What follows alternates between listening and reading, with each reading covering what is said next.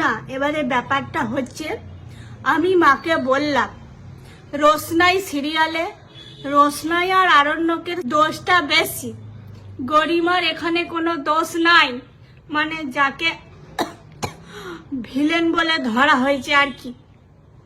আমি মাকে বললাম যে তোমরা ভালো করে একটু ভেবে দেখো তো, আরণ্যক আর গরিমা প্রথমে থেকেই দুজন দুজনকে ভালোবাসতো।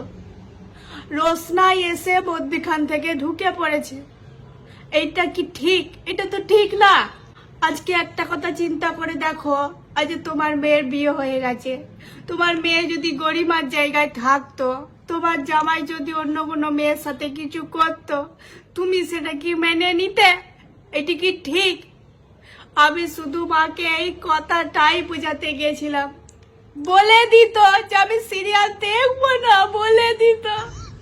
এরকম করে গায়ে হাত তোলার কি দরকার ছিল? আমার বিয়ে হয়ে গেছে, তাও আমাকে মারতে ছাড়ে নাই গো। गजब बेइज्जती है। আমি বুঝতে পারি নাই যে আমার মায়ের কাছে সিরিয়ালের ইম্পর্টেন্সটা বেশি। খুন্তিতে নিয়ে দিয়ে আমি আর কোনোদিনও আমার মায়ের সাথে সিরিয়াল দেখবো না।